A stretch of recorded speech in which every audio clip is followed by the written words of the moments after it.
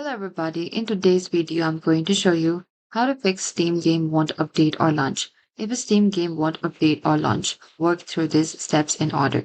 So firstly, you need to restart Steam and your PC. Close the Steam completely and open your Windows and click onto this power and select restart. And you need to restart your computer and open Steam again. Select Steam and select open here. And you also need to verify the game files. And next is you need to clear the download cache here. Once you get into this theme, in the top left, there's this theme here. You need to go to the setting. So from the setting, you need to go to this downloads. And here scroll a bit down until you find this clear download cache and select clear cache. And that is it.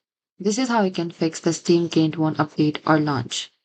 Thank you for watching this video. I hope this video was helpful.